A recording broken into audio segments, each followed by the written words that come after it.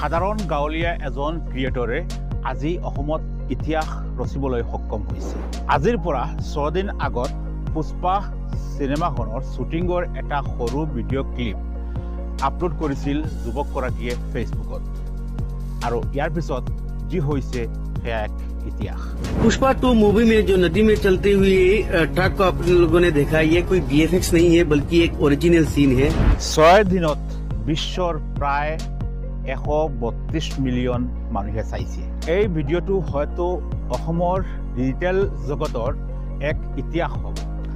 হোজাই জিলাৰ পশ্চিম মৌৰংগাৰ এইগৰাকী যুৱকে এই ভিডিঅ'টো আপলোড কৰিছিল তেওঁৰ ফেচবুক পেজ NS ইলেক্ট্ৰিক। যোৱা 6 দিন আগতে মই ভিডিঅ'টো দিছিলোঁ আৰু আজিলৈকে 132 মিলিয়ন ভিউজ হৈ গ'ল। 132 মিলিয়ন মানুহে চাইছে। আৰু কিমান ফলোৱাৰ দিছে?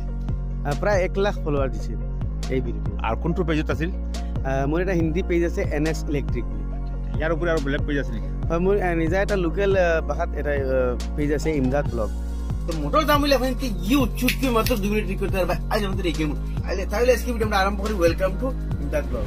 तो दर्शके চাবো NS ইলেক্ট্ৰিক এই পেজটো আমি ইয়াত লিংক দি দিম বা ইয়াৰ স্ক্ৰীনশ্বট আপোনালোকক শ্বেয়াৰ কৰিম।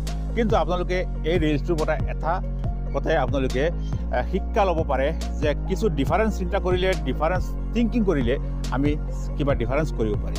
এজন সাধাৰণ গাঁৱলীয়া যুৱক ইমদাদুৰ ৰহমান সকলোৱে চিনি পায় আপোনালোকে। ইমদাদে এটা সৰু ভিডিঅ' আপলোড কৰিছিল।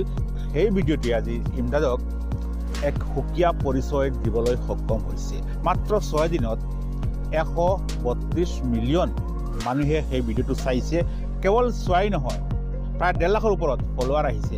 আৰু কিমান ইনকাম হৈছে সেয়া শুনিলে আপোনালোক আচৰিত হ'ব।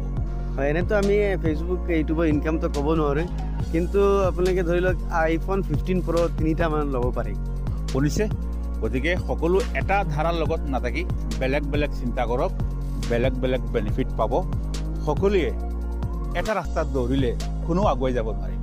এই ভিডিঅ'টোৰ পৰা বা ইমদাদৰ এই ছাকচেছৰ পৰা আমি এইখিনিকে শিক্ষা ল'ব পাৰিম।